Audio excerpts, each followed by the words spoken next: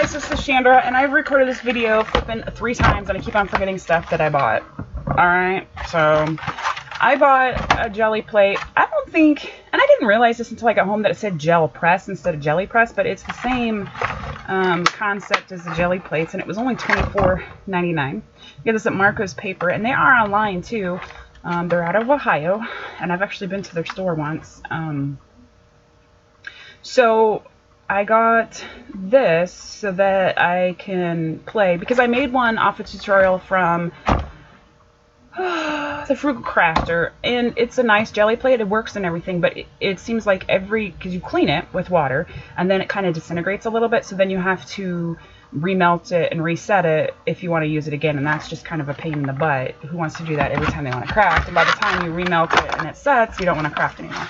And then the second thing I got from Marco's was the Crazy Cats dies and stamps, because as we all know, I am addicted to cats, and I'm surprised they're not down here now.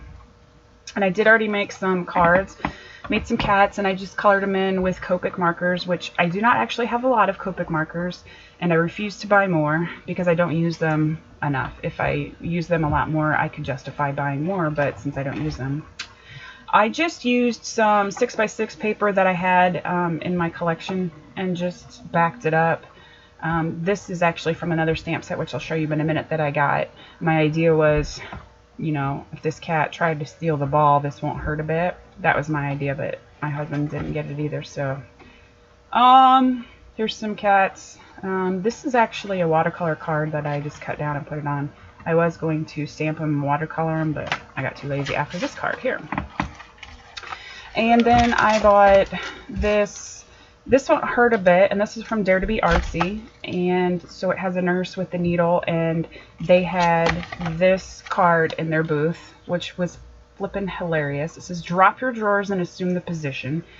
And so I made some, and I watercolored them with my Koi watercolors on watercolor. These are 5x7, I think, cards.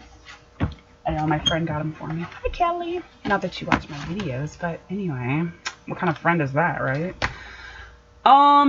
So I took my mom on Friday to the Cancer Surfaces of Northeast Indiana and got her a wig, and they talked about how they had a room full of a bunch of cards. So my idea is to make a bunch of these cards out of this, get well, and drop them off there so that they can give them to patients, or families can go in or whatever. So that, I got that from Dare to Be Artsy. And then I got this stamp set, which I'm going to use for my Christmas cards. My idea was to have this penguin carrying the tree. They had a card in their booth like that. I did cut out the penguin, and I colored him with Copics.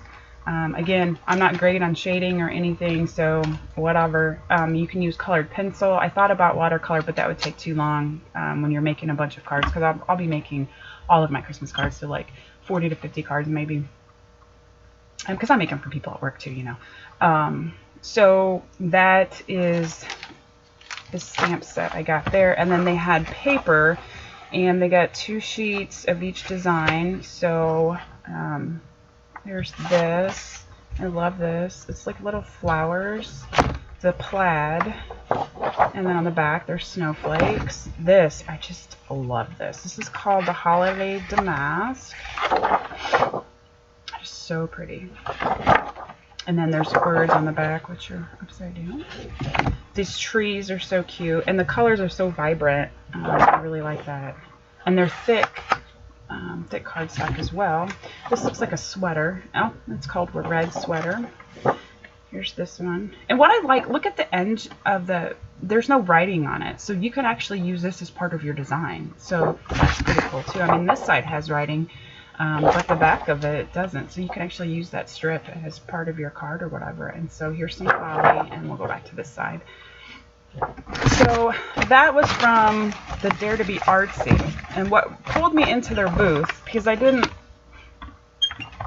was having some back issues, so I didn't want to stand and walk a lot. So I just kind of walked past the booth, and if I saw something that pulled me into there, I went. And this is what pulled me into there, this In Bloom collection.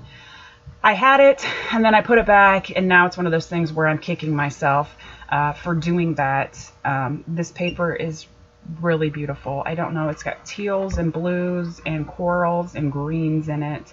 And then there was some stamp sets that actually matched the paper. The flowers match the flowers in the paper. There's birds, peacock, hummingbird. I don't know what kind of bird that is. Is this partridge? I don't know. But they have dies that match those birds too. So I am going to order those online. And I thought it would be really cool to make a album. They have their own inks, so you can get inks to match the paper, which, you know, I'm all about. They have some, I don't know, what is it? I am having a brain fart. Like art journaling kind of cards. I had this stamp set last year, and I don't remember going into the booth, but I did, because I have this stamp and the die that goes with that stamp right there from last year. So I loved, isn't that awesome? The dream catcher.